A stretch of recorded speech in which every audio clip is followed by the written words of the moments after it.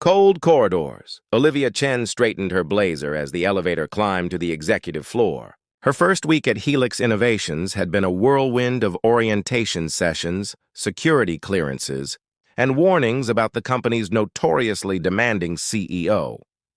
"He's brilliant but brutal," her predecessor had warned during their handover.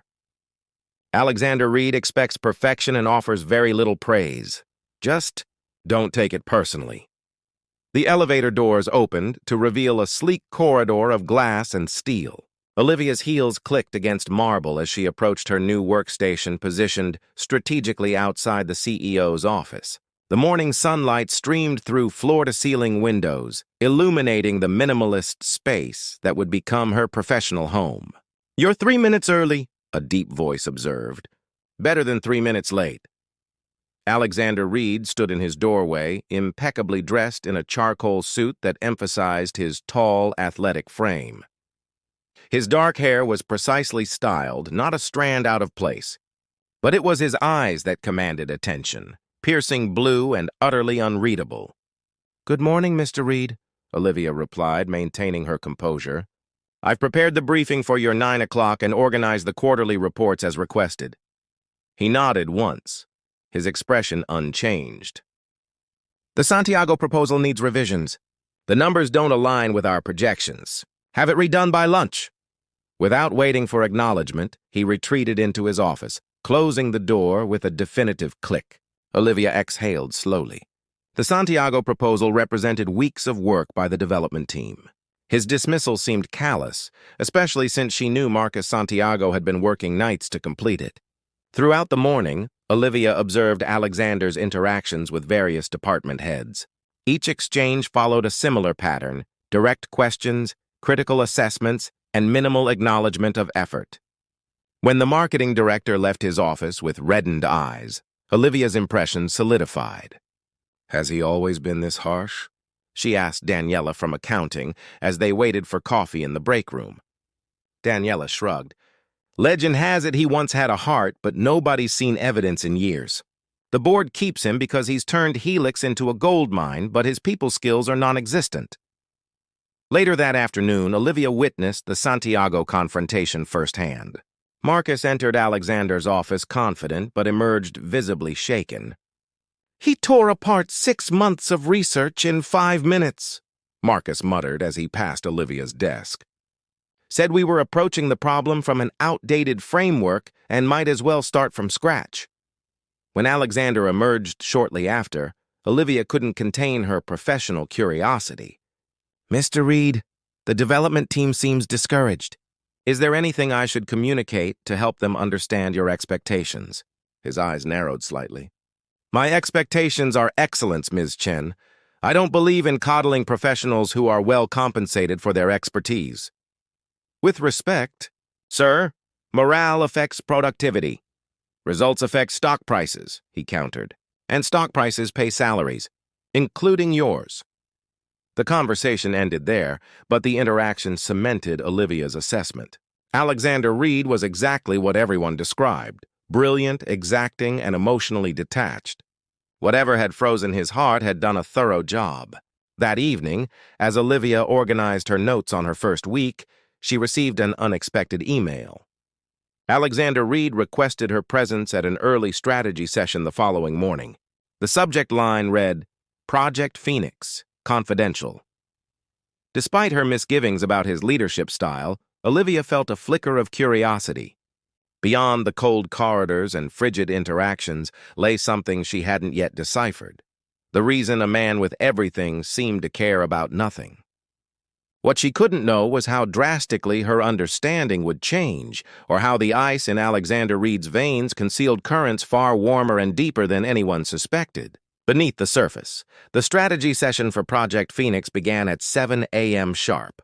Olivia arrived 20 minutes early, armed with coffee and a determination to be thoroughly prepared. The conference room remained empty until precisely 6:58, when Alexander strode in, his attention fixed on a tablet in his hand. "Good morning, Mr. Reed," Olivia greeted, sliding a folder across the polished table. He glanced up briefly. "You're the only one invited to this meeting, Ms. Chen." "I don't understand." The calendar invite mentioned, "Project Phoenix is classified," he interrupted, setting his tablet down. "What I'm about to share requires absolute discretion. This isn't a strategy session. It's a disclosure of information you'll need as my assistant." Olivia's confusion must have shown on her face because Alexander's expression softened almost imperceptibly. "Project Phoenix is personal," he explained, bringing up a holographic display. "It's a medical technology initiative that operates independently from our primary business ventures." The display showed complex schematics for what appeared to be an advanced neural interface. Olivia studied the diagrams with growing interest. "This is revolutionary," she observed. "But why the secrecy?" Alexander hesitated, his fingers tapping the table in a rare display of uncertainty. "Because my reasons for developing it aren't purely business-oriented." Over the next hour, he revealed the story behind Project Phoenix. His younger brother, Thomas, had suffered from a degenerative neurological condition since childhood. The interface was designed to bypass damaged neural pathways, potentially restoring function to patients with similar conditions. "Thomas passed away 3 years ago," Alexander said, his voice steady but quieter than usual. "Too late for this technology to help him, but not too late for others." The revelation shifted something in Olivia's perception of her employer. The man everyone described as heartless was pouring millions into research that might never generate profit, all to honor his brother's memory. "Why tell me this?" she asked. "Because as my executive assistant, you'll encounter references to Phoenix. You'll need to manage certain contacts and resources without revealing their connection to this project." "Can I trust you with that, Miss Chen?" His eyes, usually so cold, held a question that went beyond professional obligation. For the first time, Olivia saw vulnerability beneath the impenetrable exterior. "Yes," she answered simply. "You can trust me." Over the following weeks, Olivia became increasingly involved with Project Phoenix. She witnessed Alexander's relentless drive in a new light, not as heartlessness, but as focused determination born from personal loss. One evening, while working late, Olivia delivered updated research files to Alexander's office. She found him staring at an old photograph, 2 boys grinning beside a lake, fishing rods in hand. "He was always better than me," Alexander said without looking up. "Kinder, more patient. The illness never took that from him, even at the end." Olivia remained silent, sensing the rarity of this moment. "The Santiago proposal, the one I rejected," he continued unexpectedly. "It wasn't because the work was poor. It was because they were using an approach that's already failed in similar applications. I've tried it. 3 times. Maybe that's something you could explain to the team," Olivia suggested gently. "Context helps people understand decisions, even difficult ones." Alexander considered her words, then nodded slowly. "Perhaps you're right." The next morning, to everyone's surprise, Alexander called Marcus Santiago into his office. When Marcus emerged an hour later, his expression was thoughtful rather than defeated. "He showed me previous test cases," Marcus told Olivia in amazement. "He actually took the time to explain why certain approaches won't work. And then he asked for my perspective on alternatives." Word spread quickly through the company. Something had changed in Alexander Reed, however subtle. The ice hadn't melted entirely, but perhaps it had begun to crack. Thawing defenses spring arrived in the city with unexpected warmth, mirroring the gradual thaw in Alexander Reed's management approach. The changes were subtle but noticeable. More context provided for decisions, occasional acknowledgments of good work, and most surprisingly, his willingness to consider alternative perspectives. "You're responsible for this," Daniela remarked to Olivia over lunch. "Whatever magic you've worked on the Ice King, the entire executive floor is grateful." Olivia dismissed the comment with a smile, but privately acknowledged the shift in her relationship with Alexander. Their professional interactions had developed a rhythm of mutual respect. She anticipated his needs while he increasingly valued her insights. The transformation became most evident during a critical investor presentation. When the technical demonstration faltered, Alexander smoothly continued while Olivia troubleshot the issue behind the scenes. Their seamless coordination impressed the board members. "We make a good team, Ms. Chen," Alexander commented afterward as they reviewed the meeting notes in his office. "Your quick thinking saved us from an embarrassing situation." "Thank you," Olivia replied, surprised by the compliment. "Though I believe your ability to distract them with the market expansion details was the real save." A hint of a smile touched his lips, a rare sight that transformed his features. "Perhaps we both deserve credit then." Their eyes met briefly, and something unspoken passed between them, an acknowledgement of connection that transcended their professional roles. Olivia felt a flutter of awareness that she immediately tried to suppress. Later that week, Alexander announced a major development in Project Phoenix. The neural interface prototype had shown promising results in preliminary testing, and they would proceed to the next phase. For the first time, Olivia saw him genuinely excited, his usual reserve giving way to passionate enthusiasm as he explained the implications. "We'll need to travel to the research facility in Geneva," he told her. "The team there has been instrumental in the biocompatibility testing." The week in Switzerland became a turning point. Away from the structured environment of Helix headquarters, Alexander's defenses lowered further. During dinners discussing the day's progress, their conversations gradually expanded beyond work. Olivia learned about his childhood with Thomas, the burden of responsibility he'd felt after his brother's diagnosis, and how that had shaped his driven personality. In turn, she shared her own journey, her parents' immigration struggles, her determination to prove herself in the corporate world, and her secret passion for classical piano. "You never mentioned you were a musician," Alexander remarked one evening as they walked along Lake Geneva. The setting sun cast golden light across the water, and a gentle breeze carried the scent of nearby gardens. "It seemed irrelevant to my job qualifications," Olivia replied. "Yet it explains a great deal about how you approach problems, the structure and creativity in balance." His observation was perceptive, demonstrating an attention to detail about her that she hadn't expected. On their final night in Geneva, an unexpected thunderstorm trapped them at a small restaurant after dinner. As they waited for the downpour to subside, Alexander surprised her by sharing a story about Thomas's love for rainstorms. "He would drag me outside to dance in the rain," he recalled, his expression softening with the memory. "My practical nature found it ridiculous, but Thomas insisted that joy should sometimes triumph over sense." "Your brother sounds like he was very wise," Olivia said softly. Alexander nodded, his gaze distant. "He was, in ways that took me too long to appreciate." When the rain finally lightened, they stepped outside to find the streets glistening under street lamps. Alexander offered Olivia his jacket against the lingering chill. As she accepted it, their fingers brushed, sending an unexpected current between them. For a moment, neither moved away. Alexander's expression shifted from surprise to something more complex, a mixture of desire and uncertainty. Olivia felt her heart race as he leaned slightly closer, the professional boundaries between them suddenly paper-thin. Then his phone rang, an emergency alert from the research team. The moment shattered as quickly as it had formed, but its impact lingered in the charged silence of their taxi ride back to the hotel. Returning to New York, they settled into a new dynamic, more personal than before, yet constrained by unspoken professional boundaries. But throughout the company, people noticed the change in Alexander. The ice in his veins had begun to thaw, revealing glimpses of warmth that transformed the entire culture of Helix Innovations. What neither Alexander nor Olivia could predict was how quickly those carefully maintained boundaries would be tested, as a crisis loomed that would challenge not only their professional relationship, but the future of Project Phoenix itself. Storm warnings.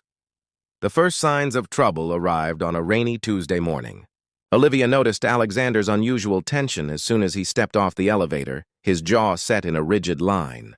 "Cancel my external appointments today," he instructed, striding past her desk. "And find James Miller from legal. I need him here within the hour." Before she could respond, his office door closed with a decisive click.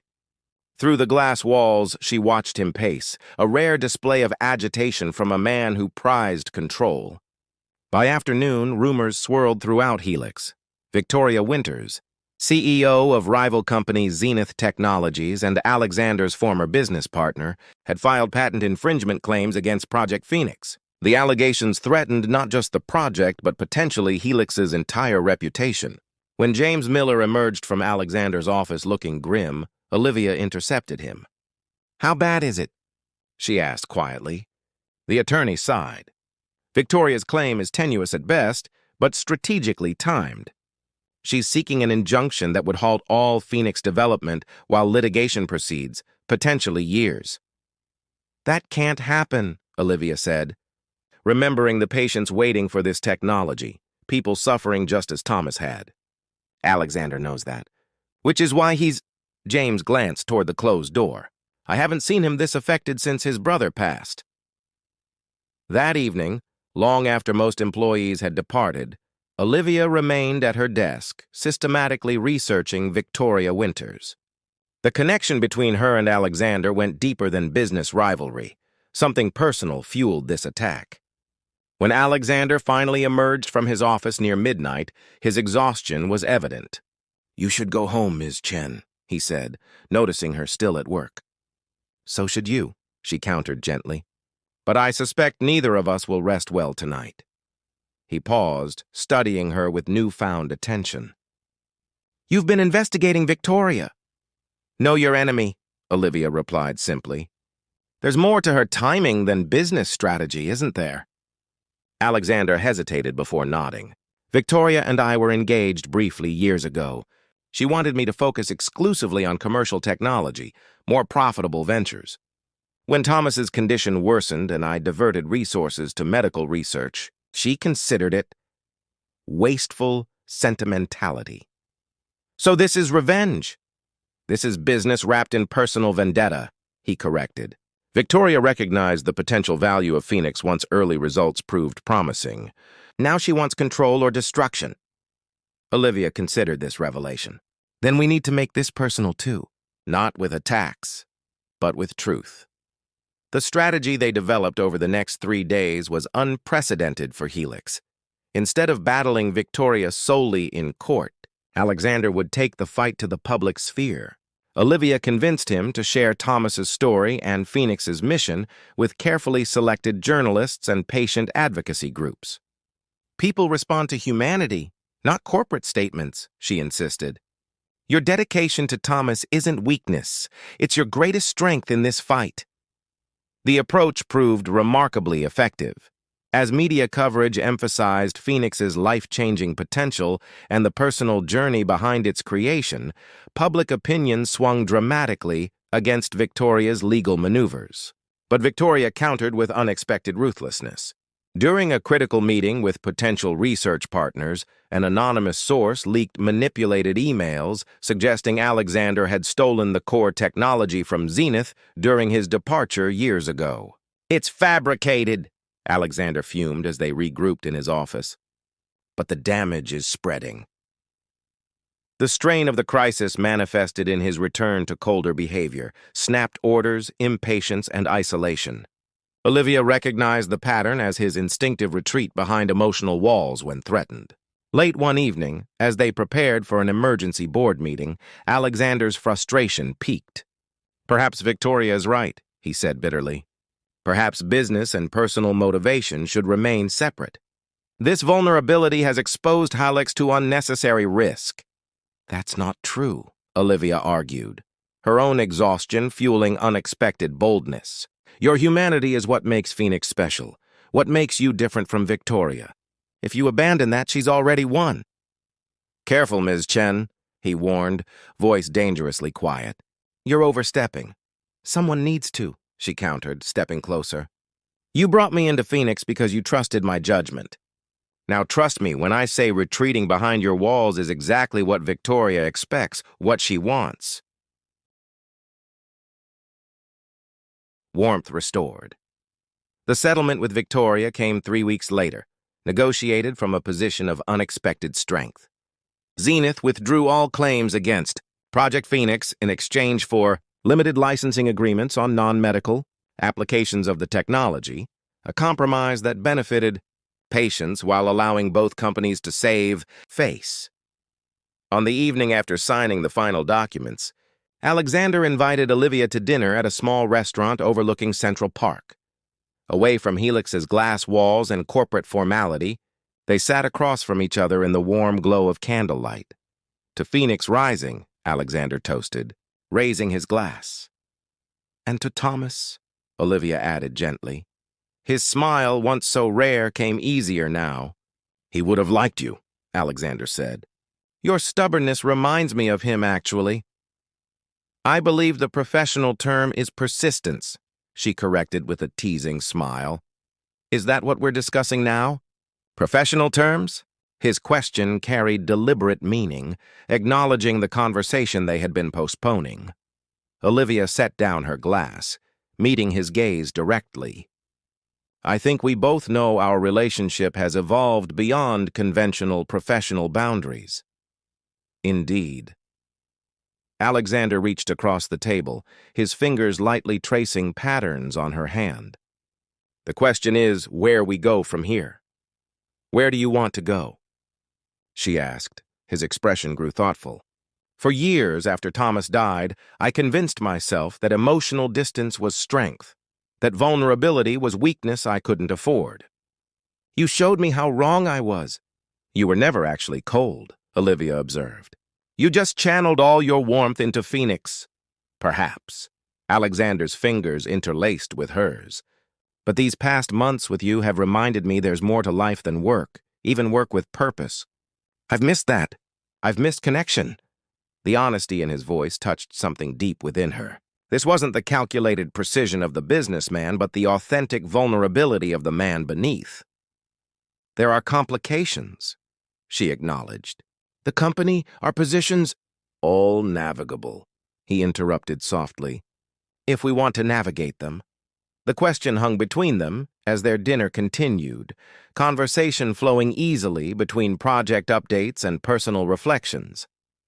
After months of working closely, they knew each other's minds well.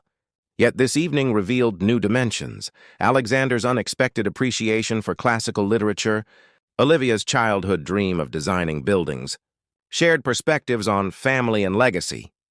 Later, as they walked through Central Park, Alexander paused beneath the glow of an antique lamppost. Snowflakes had begun to fall lightly around them, catching in Olivia's dark hair. "I've been thinking about something Thomas told me shortly before he died," Alexander said, his breath visible in the cold air. "He said that life's greatest regrets aren't actions, but hesitations, the connections we fail to pursue out of fear or overthinking." Olivia felt her heart quicken as he stepped closer, his hand gently brushing snowflakes from her cheek. "I don't want to hesitate anymore, Olivia." His kiss was gentle at first, a question rather than a demand. When she responded, drawing him closer, the tenderness transformed into something deeper. Years of emotional restraint dissolved in the connection between them, his arms encircling her with protective warmth against the winter chill. Spring arrived at Helix Innovations with significant changes. Alexander restructured the company leadership, creating clear separation between Olivia's new position as Director of Special Projects and his role as CEO. Their relationship, conducted with appropriate discretion, gradually became an acknowledged reality within the company culture. More remarkably, the transformation in Alexander himself became permanent rather than temporary. The focused intensity remained, but balanced with newfound emotional accessibility. Department meetings included not just critique, but recognition. The standards remained high, but the human element was no longer sacrificed to achievement. 1 year after the crisis with Victoria, Project Phoenix received regulatory approval for its first clinical trials. Alexander and Olivia celebrated privately in his home office, surrounded by photographs. Thomas fishing at the lake, the Phoenix team celebrating milestones, and newer images of Alexander and Olivia building a life together beyond corporate walls. "Sometimes I wonder what would have happened if you hadn't been assigned as my assistant," Alexander mused, his arm comfortable around her shoulders as they reviewed the patient enrollment data. Olivia smiled. "I suspect you would have found your way eventually." "No," he said with quiet certainty. I needed someone willing to see past the ice. Someone stubborn enough, persistent enough, she corrected automatically, to remind me of what matters. He pulled her closer, pressing a kiss to her temple. Thomas always said everyone has a soft spot. I just needed you to find mine. Outside, spring rain tapped gently against the windows, reminiscent of that night in Geneva when boundaries first blurred between them. Inside, wrapped in the warmth they'd built together, Alexander and Olivia continued planning Phoenix's future and their own with the perfect balance of purpose and heart that had been there all along, waiting for the right person to uncover it. The ice in Alexander Reed's veins had not simply thawed, it had transformed completely, revealing the true warmth that had always been his nature, flowing stronger and deeper than anyone, including himself, had ever suspected.